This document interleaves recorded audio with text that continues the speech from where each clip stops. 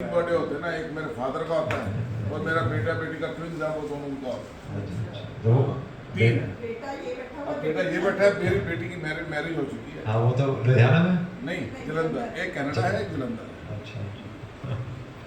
चलिए, हमें बहुत अच्छा लगता है कि जब हम यहाँ पर आते हैं। चलो जी, आप हमेशा आप 24 आवर्स 365 डेज ऑलवेज वेलकम। तो प्रभु जी के मैसेजेस भी आप मेरे को आते रहते हैं, वो मैं बिना कर रही। वो भी बहुत अच्छे मैसेजेस होते हैं।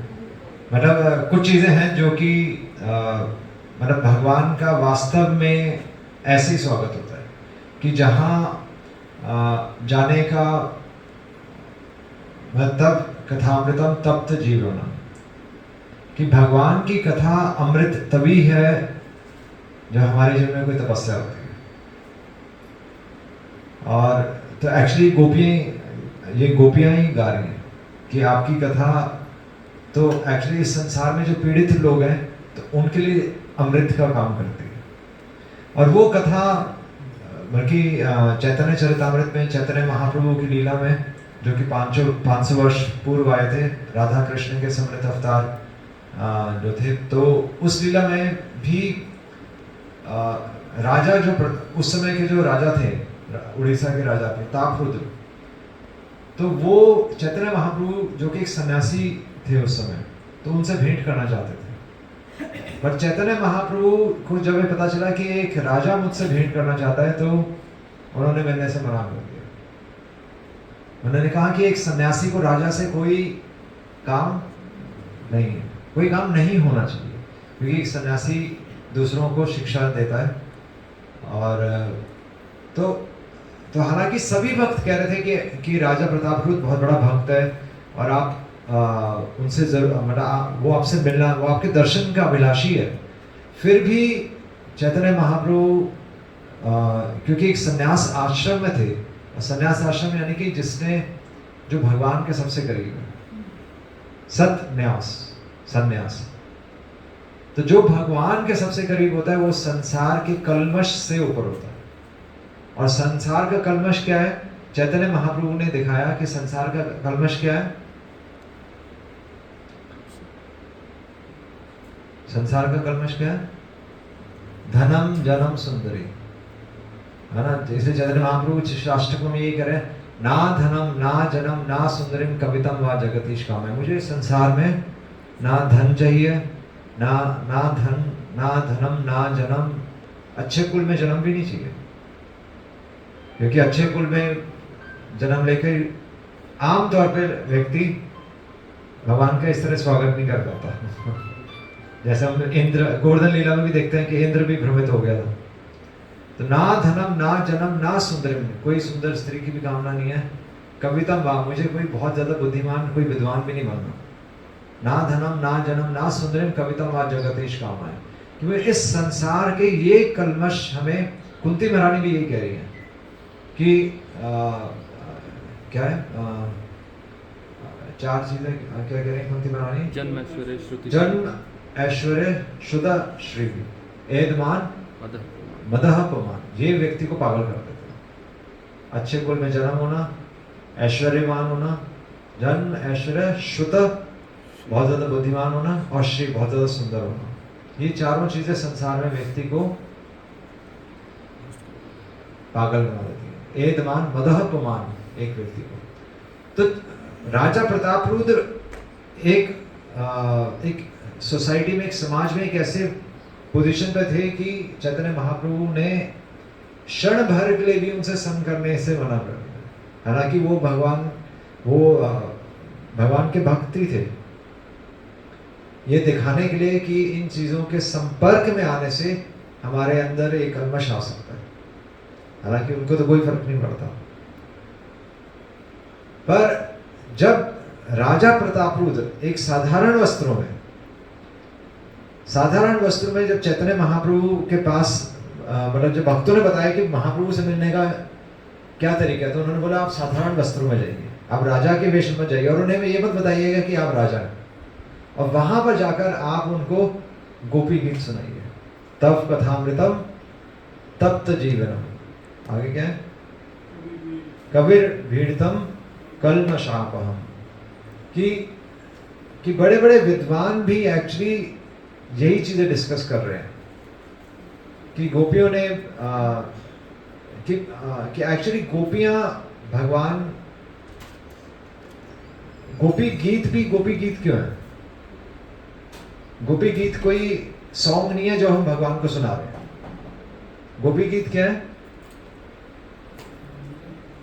भगवान की स्तुति करना, उसकी प्रेज करना। गोपी गीत उनका जीवन है।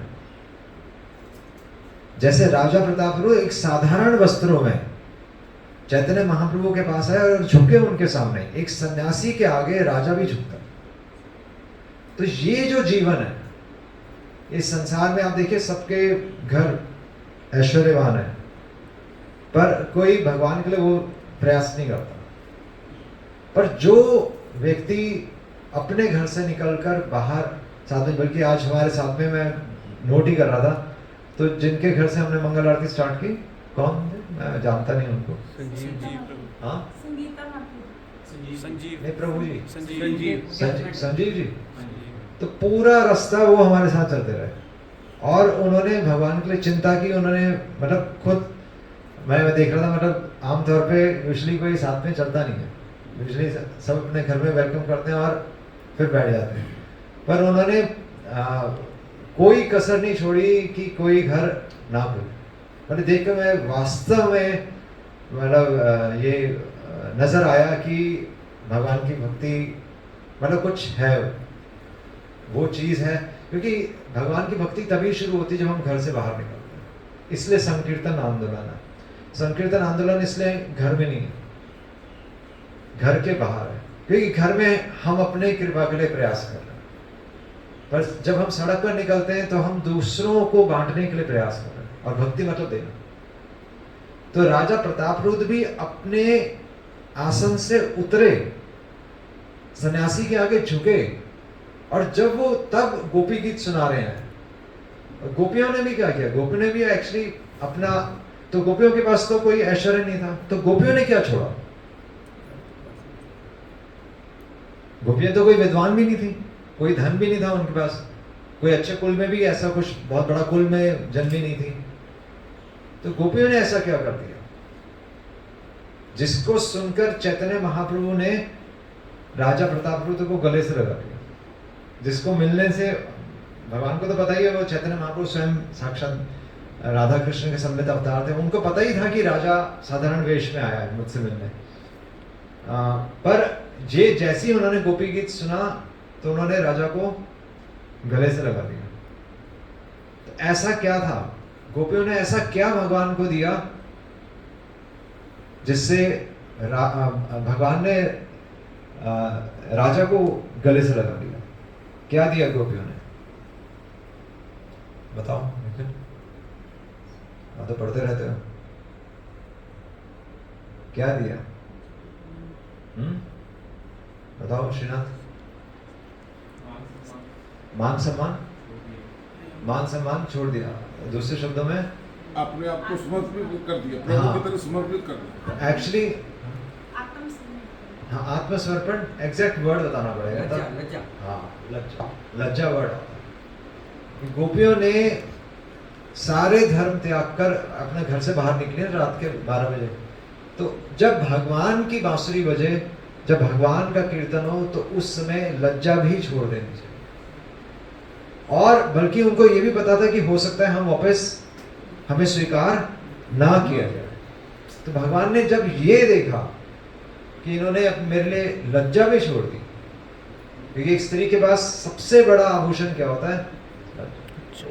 तो हम भगवान को धन दे सकते हैं, हम भगवान को मिठाई दे सकते हैं, फूल चढ़ा सकते हैं, हम बोल सकते हैं कि हम आत्मसमर्पित हैं, हम भक्त हैं, पर लज्जा नहीं छूटती।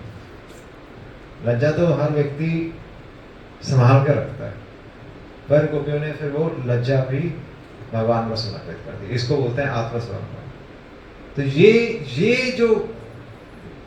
जो भावना थी, इस भावना का आस्वादन करके चैतन्य महाप्रभु ने प्रतापरुद्र को, राजा प्रतापरुद्र ने भी, एक राजा साधारण वेश में आ जाए और वो झुक जाए किसी के आगे, है ना। इसलिए आप देखिए जगन्नाथ रथ यात्रा में भी राजा झाड़ू लगाते हैं रथ के आगे। वो तो चलो पूरी दुनिया देख रही होती है, आजकल वो चीज़ नहीं रहेगी, पर उस समय तो राजा राजा ही होता था, वो तो कभी जमीन पे पाँव ही नहीं रखते थे। तो एक्चुअली ये जीने का ये तरीका है, ये जीने का ही तरीका है कि हमें इसलिए आप देखिए जितने भी संत हैं वो कैसे रहते हैं, वो फकीर बन के रहते हैं, है ना। वो कोई गहने वहने नहीं पहनते या वो कोई गाड़ी में नहीं घूमते। ये जीने का ही तरीका है। ऐसा नहीं कि वो संत है तो वो ऐसे जिएंगे। वो हमें दिखा रहे हैं कि संसार में जितनी जरूरत हो उतना ही स्वीकार करो,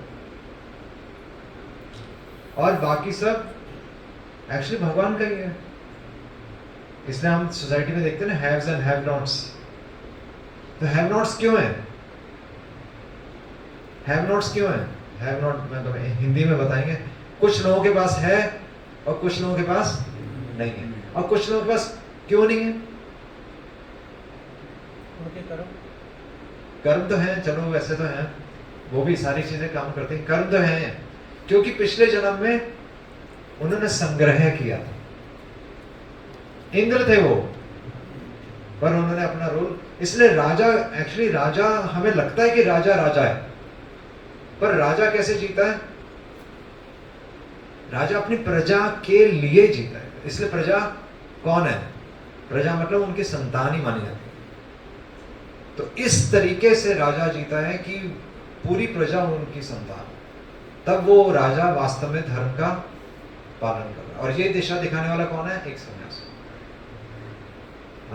तो ये पूरा प्लान है भगवान का कि जो ऐसा जीवन जिएगा, भगवान के आगे समर्पित होने का क्या मतलब है कि हमें पता होना चाहिए कि भगवान ग्रंथों में क्या कह रहे हैं, शास्त्रों में क्या कह रहे हैं, कैसा जीवन जिए। और उन पूरे ग्रंथों का सार यही है कि जितनी जरूरत हो उतना ही, क्योंकि हम क्या लेके जाएंगे?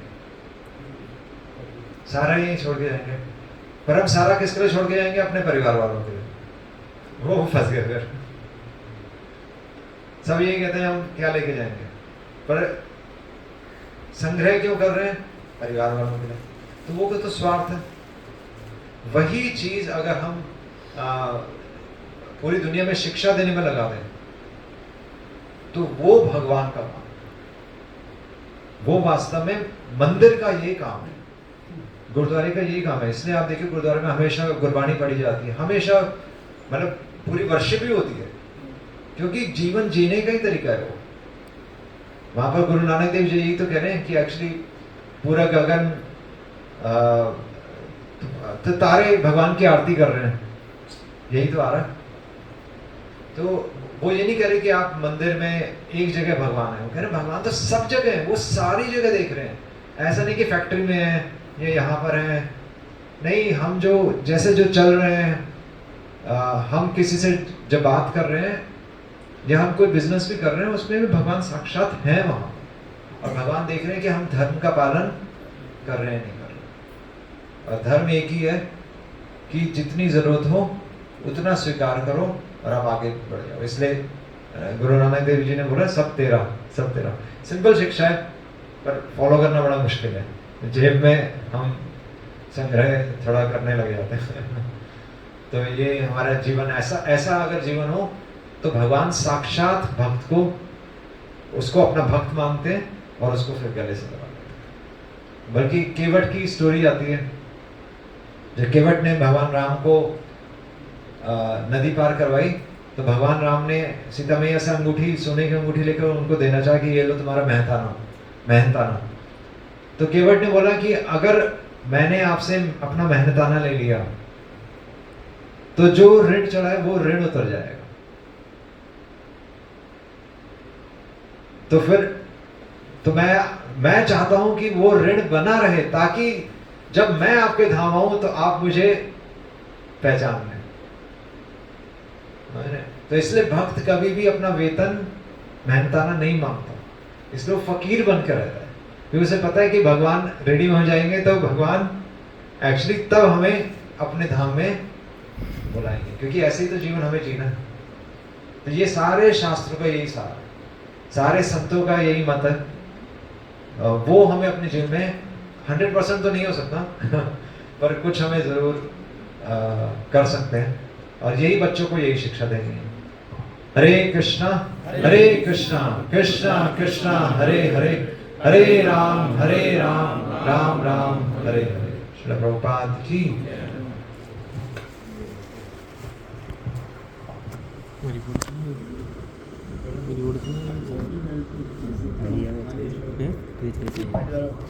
हम सभी लोग हरे राम हरे कृष्णा बोलते हैं, तो दूसरों को क्यों नहीं